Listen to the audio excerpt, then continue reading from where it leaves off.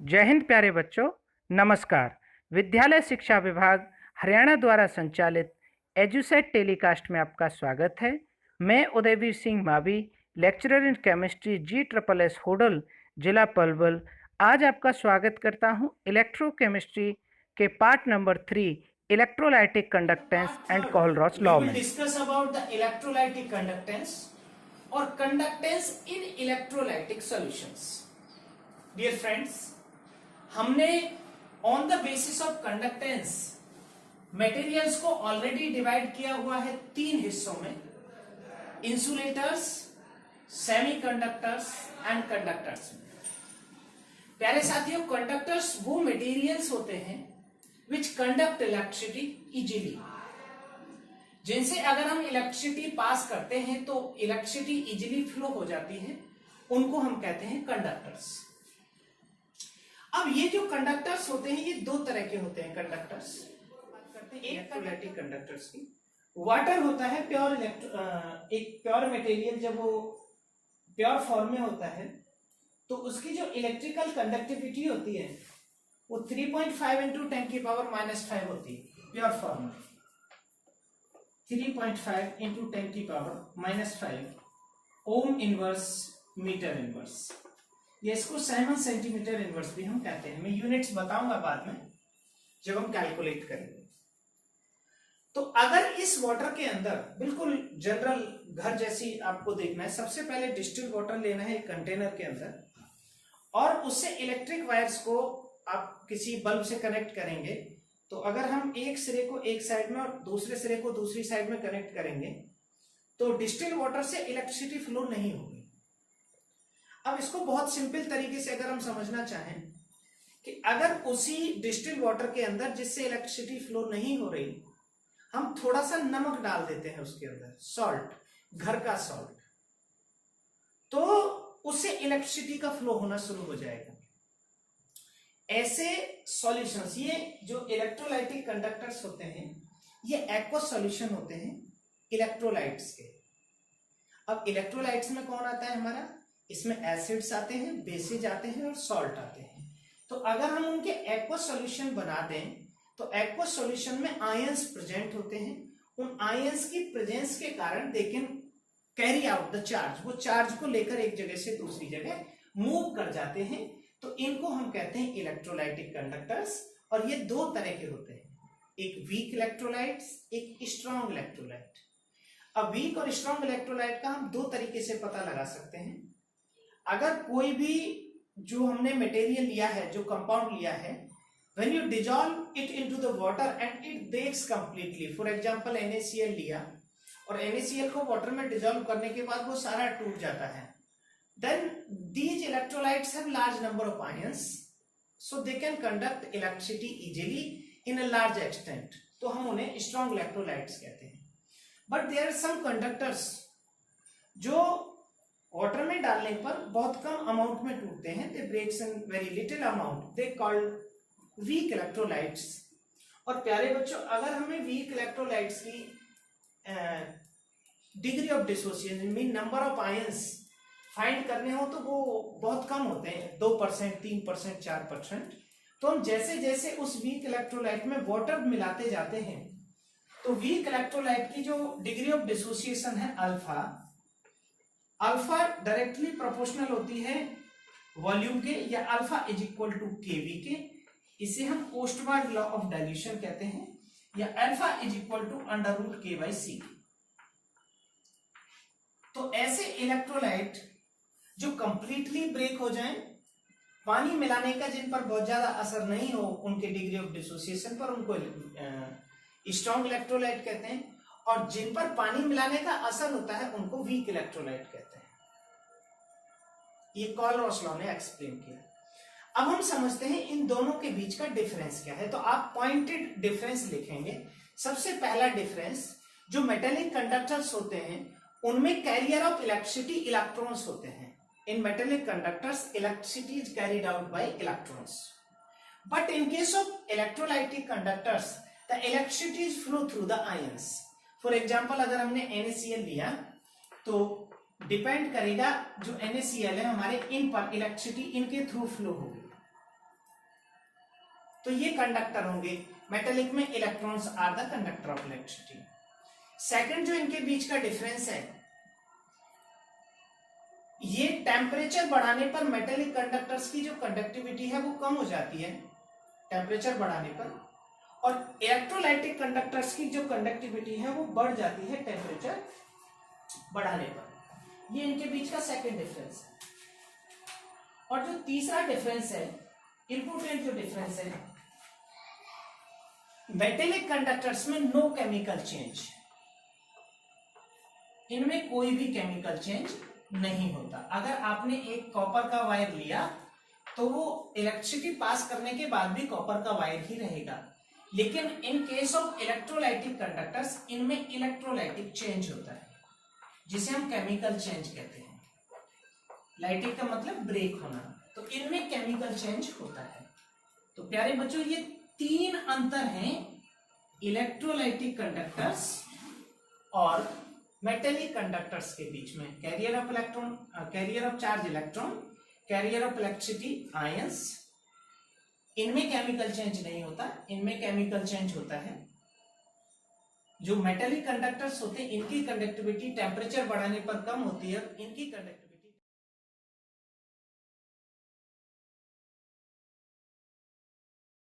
Temperature बढ़ाने पर बढ़ जाती है। तो ये इनके बीच में मेन डिफरेंस है।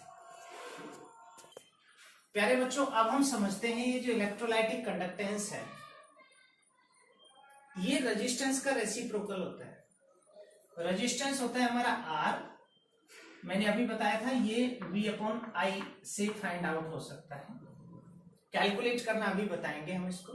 लेकिन अभी हम समझते हैं जो इलेक्ट्रोलाइटिक कंडक्टेंस होती है, सॉल्यूशन की कंडक्टेंस, वो किन फैक्टर पर डिपेंड करेगी। प्यारे बच्चों, सबसे पहला फैक्टर होगा nature of electrolyte. Nature of electrolyte में हम समझ सकते हैं चार्ज ऑन आयंस। अगर NaCl है तो वो 1-1 टाइप का इलेक्ट्रोलाइट कहलाता है, क्योंकि नेगेटिव और पॉजिटिव पर चार्ज एक यूनिट का होता है। अगर BaCl2 है तो वो 2-1 टाइप का इलेक्ट्रोलाइट कहलाता है, क्योंकि उसमें चार्ज जो है वो पॉजिटिव पर 2 यूनिट का है और नेगेटिव पर 1 यूनिट का है। अगर मैं CaSO4 की बात करूं तो वो 2-2 टाइप का इलेक्ट्रोलाइट कहलाता है। सो द इलेक्ट्रिकल या electrolytic conductance depends on nature of electrolyte. जो सेकंड पॉइंट है हमारा वो है साइज ऑफ आयन प्रोड्यूस्ड। प्यारे साथियों, जो आयन बनते हैं during the process of electrolysis, उनकी साइज पर भी इलेक्ट्रोलाइटिक कंडक्टेंस डिपेंड करता है। अगर आयन बड़ा बनता है तो इलेक्ट्रिसिटी का कम फ्लो कर पाता है वो, क्योंकि उसको मूवमेंट में दिक्कत होती है। So the electrolytic conductance inversely proportional to size of ion produced. So ion जितना बड़ा होगा वो इलेक्ट्रिकल कंडक्टेंस ज्यादा करेगा। इसमें एक बात और समझेंगे हम, जो सॉल्वेशन होता है आयन का, मैं सॉल्वेशन को थोड़ा सा आपको हिंट दूंगा। सॉल्वेशन का मतलब होता है किसी भी आयन के आसपास, जैसे ये Na पॉजिटिव है तो इसके आसपास वाटर आकर हाइड्रेटेड हो जाए, तो जितना ज्यादा सॉल्वेशन होगा वो इलेक्ट्रिकल कंडक्टेंस उसका उतना ही कम होगा। ये हमारा सेकंड फैक्टर है। तीसरा फैक्टर है nature of solvent and it's viscosity.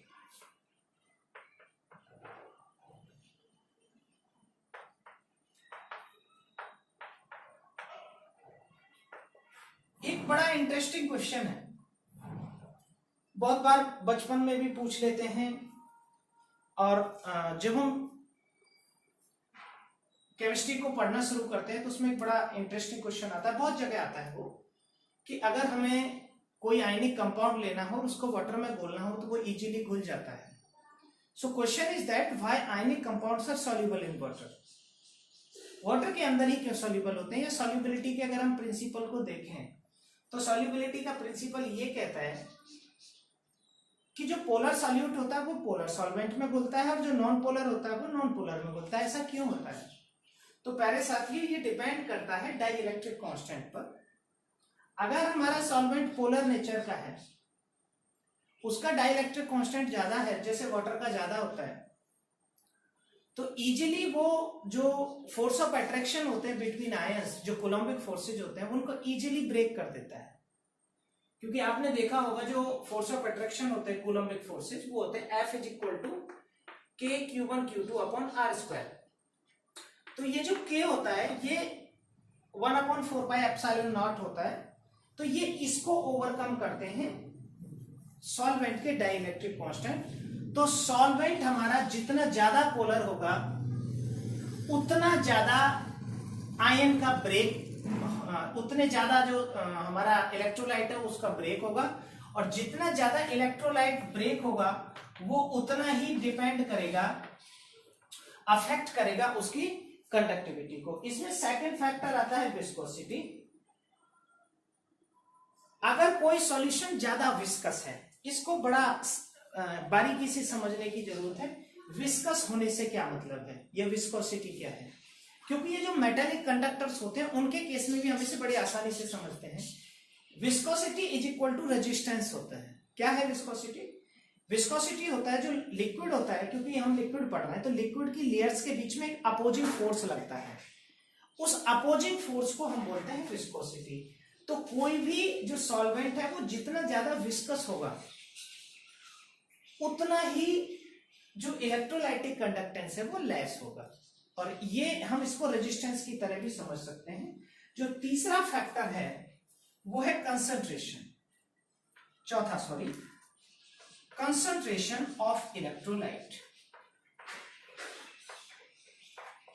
प्यारे साथियों, मैंने अभी आपको एक चीज बताई थी जब मैं शुरुआत कर रहा था, मैंने यहां पर लिखा था जो अल्फा होता है डिग्री ऑफ डिसोसिएशन = √kV और अल्फा = √k/c। तो जो डिग्री ऑफ डिसोसिएशन होता है, नंबर ऑफ आयंस, वो इनवर्सली प्रोपोर्शनल होते हैं कंसंट्रेशन के।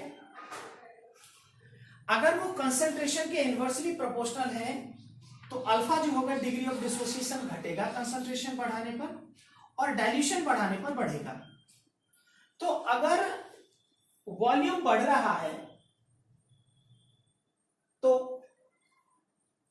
जो वॉल्यूम होगा वो नंबर ऑफ आयंस को बढ़ाएगा, तो इलेक्ट्रिकल कंडक्टेंस बढ़ जाएगा उसका। लेकिन जैसे ही कंसंट्रेशन बढ़ेगी तो डिग्री ऑफ डिसोसिएशन कम होगा तो और कंडक्टेंस घट जाएगा। और जो पांचवा फैक्टर है प्यारे साथियों वो है हमारा टेम्परेचर। टेम्परेचर पर भी इलेक्ट्रोलाइटिक कंडक्टेंस डिपेंड करता है, डायरेक्टली प्रोपोर्शनल होता है। जैसे जैसे टेम्परेचर बढ़ता है जो आयंस होते हैं उनकी काइनेटिक एनर्जी बढ़ती है, उसका मूवमेंट बढ़ जाता है, तो इलेक्ट्रोलाइटिक कंडक्टेंस बढ़ जाता है। So these are the 5 factors which affects the electrolytic conductance। प्यारे बच्चों, अब हम पढ़ेंगे कैलकुलेशन ऑफ इलेक्ट्रोलाइटिक कंडक्टेंस, जो काफी इंपॉर्टेंट टॉपिक रहेगा। लेकिन उससे पहले हम समझ लेते हैं कंडक्टेंस का बेसिक। कंडक्टेंस है क्या एक्चुअली? आपको मैंने बताया था रेजिस्टेंस शुरुआत में। रेजिस्टेंस को बहुत सारे तरीकों से कैलकुलेट किया जाता है। रेजिस्टेंस होता है जब इलेक्ट्रिसिटी फ्लो होती है किसी सर्किट के अंदर, तो उस पर लगने वाला अपोजिंग फोर्स होता है रेजिस्टेंस, जो इलेक्ट्रिसिटी के फ्लो को इनहिबिट करता है, रोकता है। और इसका रेसिप्रोकल होता है कंडक्टेंस, 1/R = 1/C और 1/G। तो हम इसे C या G से रिप्रेजेंट करते हैं। इट मींस कि अगर हमें रेजिस्टेंस फाइंड हो जाए तो हम उसका रेसिप्रोकल करके इलेक्ट्रिकल कंडक्टेंस या इलेक्ट्रोलाइटिक कंडक्टेंस को इजीली फाइंड आउट कर सकते हैं। तो रेजिस्टेंस कैलकुलेट करने की सबसे इजीएस्ट और सिंपलेस्ट मेथड होती है व्हीटस्टोन ब्रिज। तो हम व्हीटस्टोन ब्रिज की हेल्प से रेजिस्टेंस को फाइंड आउट करते हैं। अब प्यारे साथियों, जो व्हीटस्टोन ब्रिज होता है उसमें हम क्या करते हैं, अगर हमारा मेटेलिक कंडक्टर है, मैं पहले व्हीटस्टोन ब्रिज का एक डायग्राम बनाता हूं आपके लिए। व्हीटस्टोन ब्रिज में 4 रेजिस्टेंस होते हैं इस तरह से।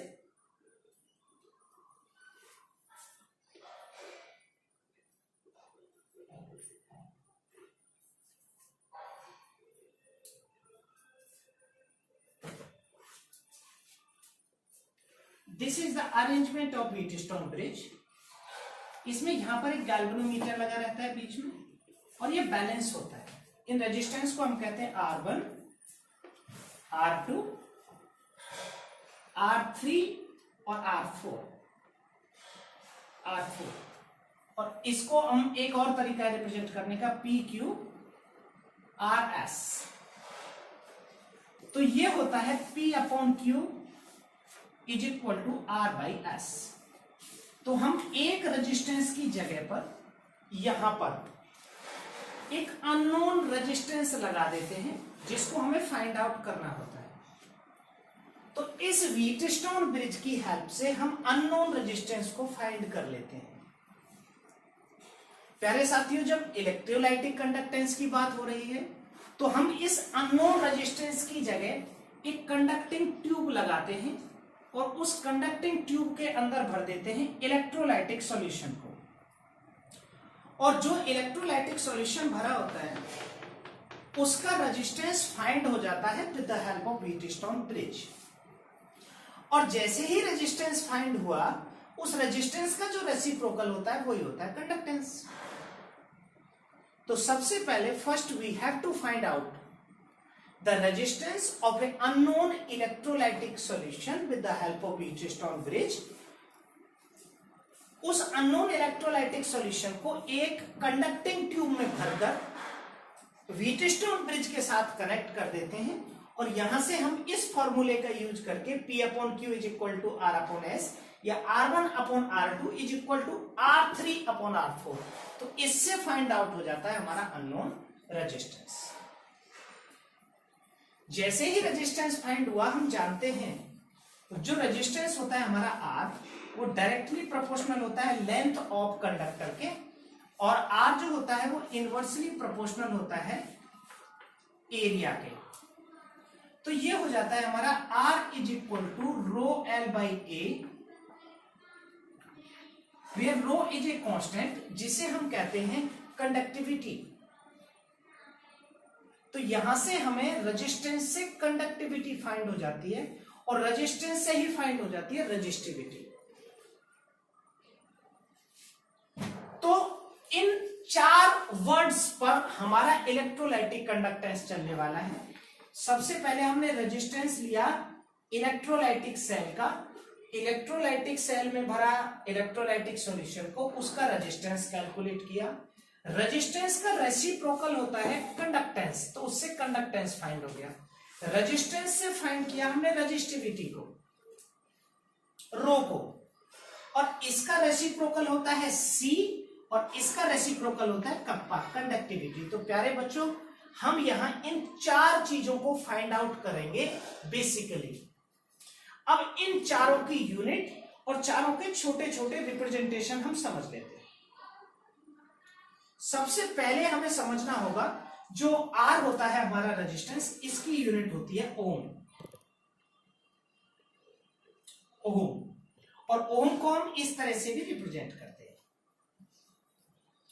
तो जो हमारा कंडक्टेंस हुआ, इसकी यूनिट हुई ओम इनवर्स, और म्हो MHO, और इसका जो रेजिस्टेंस होता है इसकी पावर -1, एक ही बात। अब हम फाइंड करते हैं रेजिस्टिविटी को। प्यारे बच्चों, रेजिस्टिविटी का दूसरा नाम भी है specific conductance. Rho is equal to RA/L। अगर किसी सर्किट का, जहां A जो है वो एरिया ऑफ क्रॉस सेक्शन है, अगर मैं कोई कंडक्टिंग ट्यूब इस तरह से ले रहा हूं तो ये एरिया है, इसका एरिया ऑफ क्रॉस सेक्शन ये रहेगा, और जो लेंथ L रहेगी वो ये रहेगी। अगर area of cross section if A is equal to 1 centimetre square और L is equal to 1 centimetre, तो जो हमारा R होगा, यूनिट, इसको 1 सेंटीमीटर बिना कहे मैं यूनिट लेंथ कह देता हूं और unit area of cross section, तो जो R होगा वो रो के बराबर हो जाएगा। तो रो की अगर आपने डेफिनेशन कोई पूछता है, इसका नाम है स्पेसिफिक रेजिस्टेंस और रेजिस्टिविटी। मैं चारों को दोबारा से लिख दूंगा, फॉर्मूला विद यूनिट, लेकिन अभी हमने क्योंकि चारों लिखे हुए हैं तो समझ लेंगे।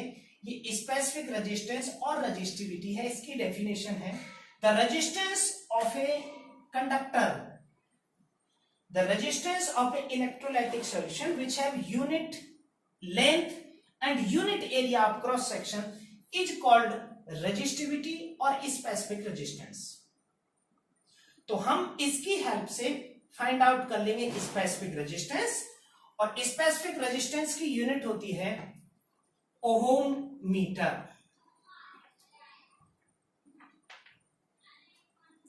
और इसका रेसिप्रोकल होता है कंडक्टिविटी, रेजिस्टिविटी का रेसिप्रोकल कंडक्टिविटी, तो इसकी यूनिट होती है ओम इनवर्स मीटर इनवर्स। और ओम इनवर्स को हम कहते हैं साइमंस, तो इसकी यूनिट होगी साइमंस मीटर इनवर्स और साइमंस सेंटीमीटर इनवर्स। मीटर को और सेंटीमीटर को एक दूसरे में चेंज कैसे करते हैं इसकी मैं आपको यूनिट्स बता दूंगा कि हम इसको चेंज कैसे करेंगे। प्यारे बच्चों, अब हम इन चारों के आपस में रिलेशन देख लेते हैं कि इन चारों को हम एक दूसरे से फाइंड आउट कैसे करेंगे। प्यारे बच्चों, ये चार हमारे इन चार ऑब्जेक्ट्स को हम कैलकुलेट करेंगे इलेक्ट्रोलाइटिक कंडक्टेंस के लिए। सबसे पहले हमने रेजिस्टेंस को फाइंड किया with the help of Wheatstone bridge. Resistance को हमने इस फार्मूले में रखा और इससे फाइंड हो जाएगी resistivity, rho is equal to R A by L. मैंने चारों की यूनिट्स को लिख दिया है। रेजिस्टेंस की ओम, रेजिस्टिविटी की ओम मीटर, कंडक्टेंस की ओम इनवर्स और कंडक्टिविटी की ohm inverse metre inverse. Resistance find किया व्हीटस्टोन ब्रिज से, अननोन कंडक्टिंग ट्यूब में सॉल्यूशन को भर के, इससे निकाल दिया हमने रेजिस्टिविटी को या स्पेसिफिक रेजिस्टेंस को। इसका रेसिप्रोकल किया 1/r is equal to C is equal to 1/r करेंगे, ये हो जाएगा 1/रो ए बाई एल। जो एल बाई ए है, एल बाई ए ये सेल कांस्टेंट, ये बहुत काम आएगा, मैं अभी और कुछ फॉर्मूले बनाऊंगा। तो अब हमारा ये फॉर्मूला बन के आ जाएगा, तो 1/r इज इक्वल टू आ जाएगा C conductance is equal to 1/रो is equal to conductivity into A by L, और ए बाई एल इधर आके हो जाएगा एल बाई ए। तो ये हमारा रहेगा C is equal to C into L by A is equal to K, और इसको हम कहते हैं सेल कांस्टेंट। तो conductance into cell constant is equal to conductivity.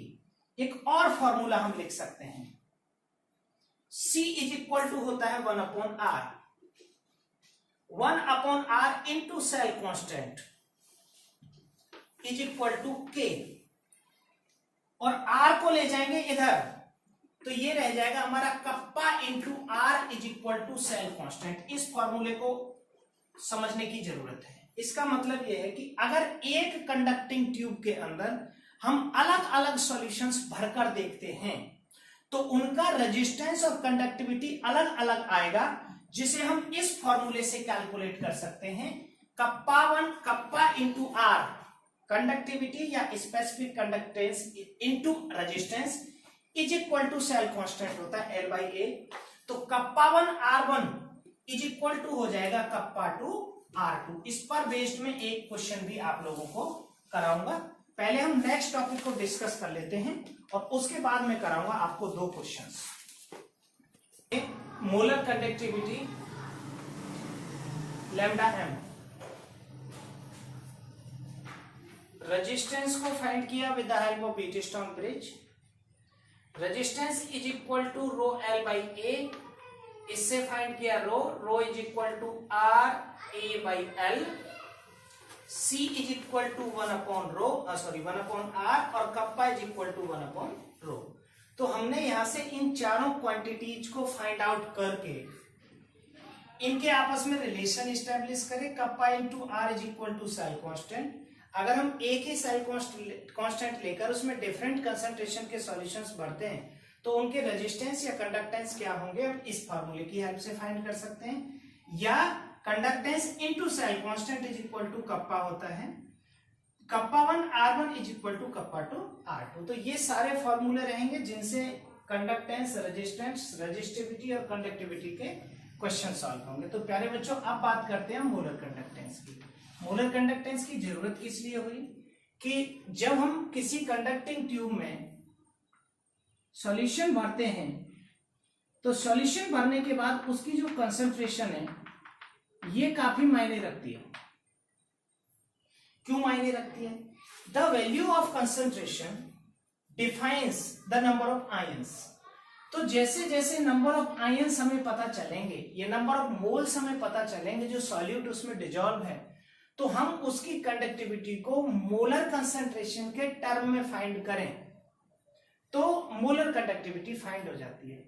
प्यारे बच्चों, ओरिजिनली ये इक्विवेलेंट कंडक्टिविटी थी जब ओरिजिनली ये फाइंड हुई, और उसके बाद इस इक्विवेलेंट कंडक्टिविटी को मोलर कंडक्टिविटी में IUPAC सिस्टम के अंतर्गत चेंज कर दिया गया।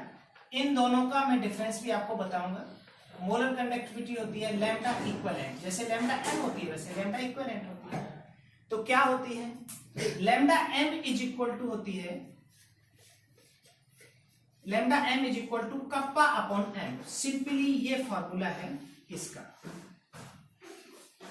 अब जो यूनिट होती है अगर हम उसे मीटर और सेंटीमीटर के टर्म में यूज करें तो जो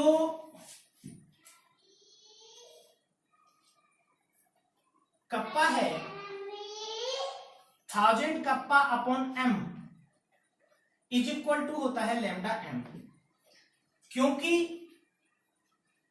कप्पा इंटू वी एक मोल के लिए kappa into V is equal to lambda m होता है और v is equal to 1 upon m होता है। तो यहां से हम फाइंड करेंगे मोलर कंडक्टिविटी को किसी भी सॉल्यूशन के लिए। द सॉल्यूशन विच है मोलरिटी 1, ऐसा सॉल्यूशन जिसकी मोलरिटी 1 हो। अब हमने यहां जो 1000 यूज किया है क्योंकि इसकी यूनिट हम लिखते हैं मीटर स्क्वायर में, मीटर क्यूब में वॉल्यूम की। तो 1000 litre is equal to 1 metre cube होता है, क्योंकि वॉल्यूम जो हम यूज करते हैं या एरिया जो यूज करते हैं उससे फाइंड आउट होती है ये। तो उसकी जगह पे हम 1000 का यूज कर देते हैं, तो 1000 kappa upon m is equal to molarity बन जाती है। तो lambda m is equal to basically रहा कप्पा इंटू वी के, क्योंकि जो v होता है वो एरिया इंटू लेंथ होता है। एरिया इंटू लेंथ से वॉल्यूम कैलकुलेट किया और ये हो जाएगा हमारा लैम्डा m, और v is equal to 1 upon m होता है। तो हमने लिख दिया इसको lambda m is equal to kappa upon m, और 1000 लीटर बराबर 1 मीटर क्यूब होता है। तो हमने मीटर को सेंटीमीटर में चेंज करने के लिए 1000 लिख दिया। अब इस फॉर्मूले के अकॉर्डिंग जो लैम्डा m होता है वो इनवर्सली प्रोपोर्शनल होता है कंसंट्रेशन के। द मोलर कंडक्टिविटी और conductance inversely proportional to molarity के। कंसंट्रेशन बढ़ेगी तो लैम्डा m घट जाएगी, या हम सिंपली कहें तो lambda m directly proportional two degree of dissociation alpha के। अल्फा जितना ज्यादा होगा मोलर कंडक्टिविटी उतनी ज्यादा होगी, और अल्फा डिपेंड करता है वॉल्यूम पर। तो lambda m directly proportional to volume के, मतलब डाइल्यूशन के, और इनवर्सली प्रोपोर्शनल टू कंसंट्रेशन के। इसके उल्टा जो कप्पा है मतलब कंडक्टिविटी है, कंडक्टिविटी के डायरेक्टली प्रोपोर्शनल टू कंसंट्रेशन के, मोलरिटी के, और इनवर्सली प्रोपोर्शनल टू डाइल्यूशन के। जो कप्पा होती है इट डिपेंड्स। अब क्वेश्चन ये आएगा what is the effect of concentration on conductivity and molar conductivity. तो सिंपल मैंने यहां आपको लिख दिया है, जो कप्पा होता है कंडक्टिविटी वो डायरेक्टली प्रोपोर्शनल होता है मोलरिटी के। तो जैसे जैसे मोलरिटी बढ़ेगी कंडक्टिविटी बढ़ती जाएगी, because it depends on number of ions in per unit volume. तो जैसे कंसंट्रेशन बढ़ेगी तो पर यूनिट वॉल्यूम में आयंस की संख्या बढ़ेगी तो कंडक्टिविटी बढ़ जाएगी। लेकिन जो मोलर कंडक्टिविटी होती है it depends on degree of dissociation and degree of dissociation directly proportional to volume के, तो वो डिपेंड करेगी वॉल्यूम पर या कंसंट्रेशन पर। अब हम सेकंड अगर बात करें आपसे लैम्डा इक्विवेलेंट की, तो लैम्डा इक्विवेलेंट सिर्फ इतना सा होता है, lambda equivalent is equal to 1000 kappa upon N normality. और हम जानते हैं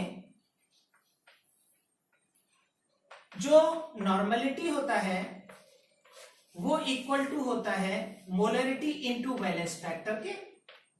ये हो गया हमारा मोलर कंडक्टिविटी, तो ये हो जाएगा लैम्डा इक्विवेलेंट, लैम्डा एन भी कहते हैं इसे, lambda N is equal to lambda M upon valence factor, और lambda M is equal to lambda N into valence factor. तो प्यारे बच्चों इस तरह से फाइंड आउट हो जाएगी हमारी मोलर कंडक्टेंस और इक्विवेलेंट कंडक्टेंस। यहां हम जो लैम्डा एम है उसकी यूनिट भी लिखेंगे।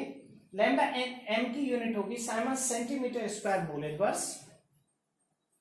लैम्डा एम की कई बार पूछ ली जाती है, फाइंड आउट कैसे करेंगे, इसकी यूनिट है, वैल्यू रखेंगे, इसकी यूनिट है ओम इनवर्स मीटर इनवर्स। अब क्योंकि हमने 1000 लिख दिया तो इसको सेंटीमीटर में कर दिया, तो ओम इनवर्स सेंटीमीटर इनवर्स, और ये है मोल, मोलरिटी, तो मोलरिटी होती है मोल पर लीटर, पर लीटर को हम लिख देंगे सेंटीमीटर क्यूब, सेंटीमीटर क्यूब जाकर ऊपर हो जाएगा सेंटीमीटर स्क्वायर रह जाएगा, क्योंकि 1 सेंटीमीटर माइनस का था। तो लैम्डा एम की जो यूनिट रहेगी वो रहेगी Simons centimetre square mole inverse. Unit को भी ध्यान रखेंगे आप, इंपॉर्टेंट क्वेश्चन है, कई बार पूछ लिया जाता है। Siemens centimetre square mole inverse is the unit of molar conductivity. और प्यारे बच्चों अब हम इसके ग्राफ देख लेंगे, the effect of concentration on molar conductivity of weak and strong electrolyte, and then we will talk about the Kohlrausch law. प्यारे बच्चों अब हम देखेंगे effect of concentration on molar conductivity of weak and electrolyte, strong electrolyte, जिसको explain किया गया with the help of equation lambda M is equal to lambda naught M minus A root C, जिसे हमने बोला डिबई हकल ऑनसागर इक्वेशन और कोलरॉस equation. प्यारे साथियों इसके आधार पर यह निष्कर्ष निकलता है जो वीक इलेक्ट्रोलाइट होते हैं उन पर कंसंट्रेशन का बहुत ज्यादा इफेक्ट होता है। जैसे जैसे हम कंसंट्रेशन बढ़ाते हैं वीक इलेक्ट्रोलाइट की जो कंडक्टेंस होती है, मोलर कंडक्टेंस, वो बहुत ज्यादा घट जाती है, एंड आफ्टर सम टाइम वो पैरेलल टू द कंसंट्रेशन हो जाती है, मीन की इफेक्ट उसका नहीं रहता। इसके आधार पर ये निष्कर्ष निकलता है द इक्विवेलेंट कंडक्टेंस और molar conductance of strong electrolyte do not affect in large extent with the change in concentration, लेकिन weak electrolyte के लिए बहुत अफेक्ट करती है। इसको आप बड़ा सरल सा एक एग्जांपल से देखेंगे कि एक weak electrolyte टूटा 5%, और जैसे हमने उसमें और डाइल्यूशन किया तो 5 से उसका टूटकर 10% हो गया, तो डबल आयंस हो गए, तो उसका इफेक्ट बहुत ज्यादा होगा। लेकिन स्ट्रॉन्ग इलेक्ट्रोलाइट एक ही बार में 85% टूटा, and when you again add the water तो 85 से 87% हो गया या 86 हो गया, तो वो जो फ्रैक्शन होता है चेंज का वो बहुत छोटा होता है। तो स्ट्रॉन्ग इलेक्ट्रोलाइट पर कोई भी बहुत फर्क नहीं आता। लेकिन वीक इलेक्ट्रोलाइट में जैसे जैसे हम वाटर ऐड करते जाते हैं, when you added the water into a weak electrolyte, तो उसमें नंबर ऑफ आयंस बढ़ते चले जाते हैं और मोलर कंडक्टिविटी उसी रेशियो में बढ़ती चली जाती है। लेकिन एक वक्त ऐसा आता है when the effect of dilution on degree of dissociation becomes negligible, जहां पर नंबर ऑफ आयंस बनना बंद हो जाते हैं, इवन आप उसके बाद और भी वाटर ऐड करें तो उसे हम बोल देते हैं इनफाइनाइट डाइल्यूशन। और प्यारे साथियों अगर हमें इनफाइनाइट डाइल्यूशन पर कैलकुलेट करनी हो मोलर कंडक्टिविटी तो स्ट्रॉन्ग इलेक्ट्रोलाइट के लिए इजी हो जाती है, उसको हम बोलते हैं लिमिटिंग मोलर कंडक्टिविटी।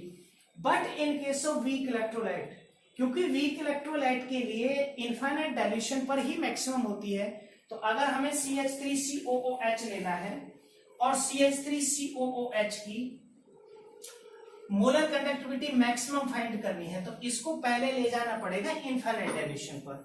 अब अगर हम इसे इनफाइनाइट डाइल्यूशन पर ले गए तो हमने रखा formula lambda m is equal to 1000 kappa upon m, तो कंसंट्रेशन हो जाएगी 0। और इस कंडीशन में इसकी जो मोलर कंडक्टिविटी आएगी वो इनफाइनाइट आएगी, which is not possible for week electrolyte. तो हम वीक इलेक्ट्रोलाइट के लिए इस सिंपल फॉर्मूले से मोलर कंडक्टिविटी इनफाइनाइट डाइल्यूशन पर फाइंड नहीं कर सकते। तो इसके लिए कोहलरॉस ने एक लॉ दिया और उस लॉ का नाम था Kohlrausch law of independent migration of ions. सबसे पहले हमें यह समझना होगा इसकी जरूरत क्यों पड़ी थी कोहलरॉस लॉ की।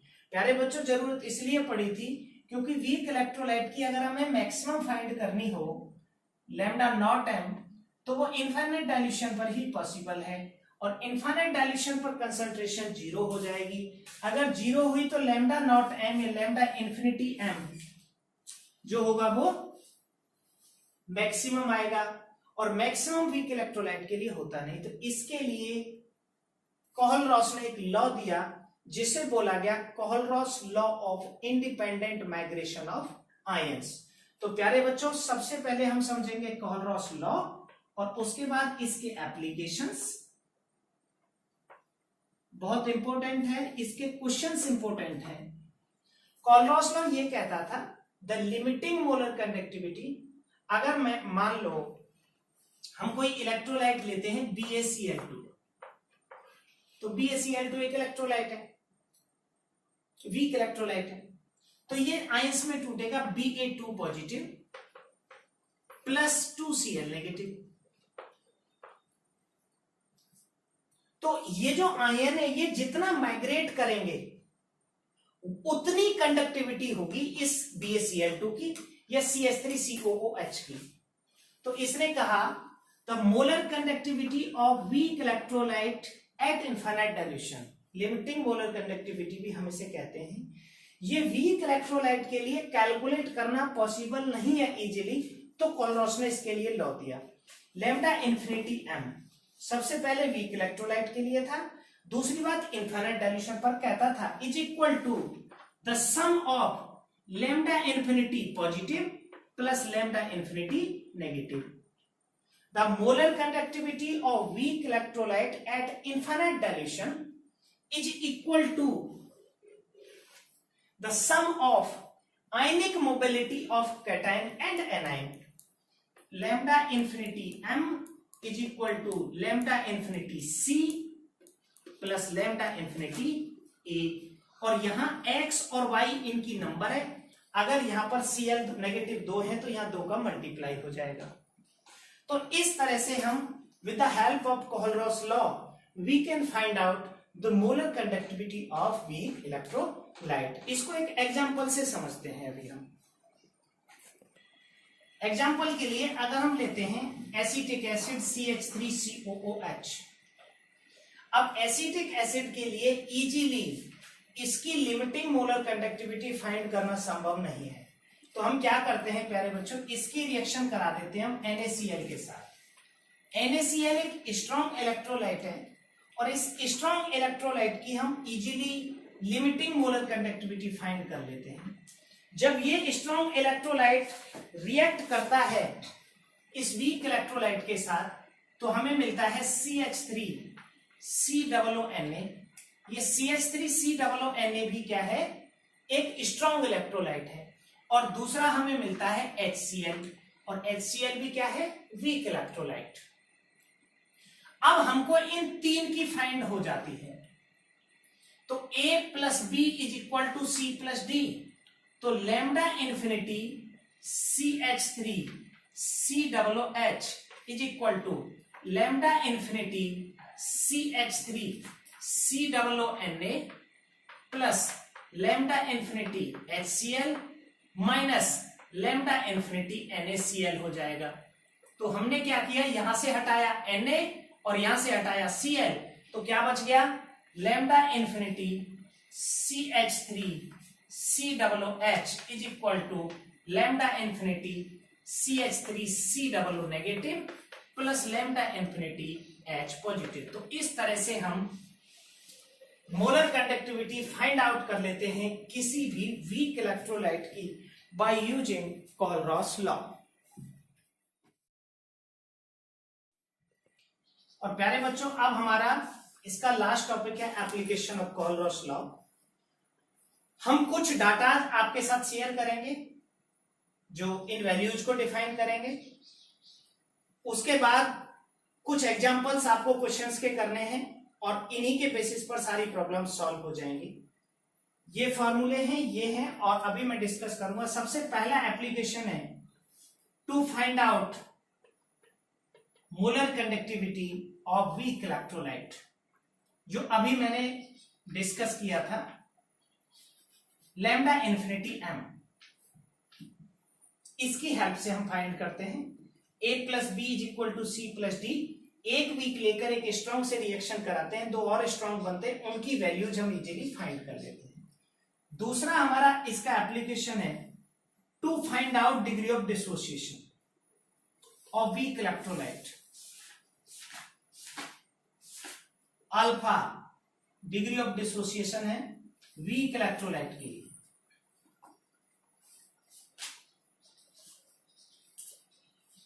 अल्फा का फॉर्मूला होता है alpha is equal to lambda CM upon lambda infinity m। और लैम्डा इंफिनिटी m की वैल्यू होती है, लैम्डा CM हम फाइंड करेंगे इस फॉर्मूले से 1000 का पाप ऑन m से, और लैम्डा इंफिनिटी m होगा lambda infinity positive plus lambda infinity negative से। तीसरा एप्लीकेशन है इसका कोलरॉस लॉ का to find out dissociation constant. Dissociation constant find करना है हमें K, और प्यारे बच्चों K जो होता है वो होता है C alpha square upon 1 minus alpha. और अल्फा फाइंड करेंगे हम lambda CM upon lambda infinity m से। लैम्डा CM 1000 का पाप ऑन m, और lambda infinity m lambda infinity positive plus lambda infinity negative. और इसका लास्ट एप्लीकेशन है to find out solubility of sparingly soluble salt. Sparingly soluble salt वो salt होते हैं, Sprüngli soluble salt जो बहुत कम अमाउंट में सॉल्युबल होते हैं। अब स्प्रिंगली सॉल्युबल सॉल्ट की जो मोलैरिटी होती है वो मोलैरिटी ही सॉल्युबिलिटी होती है।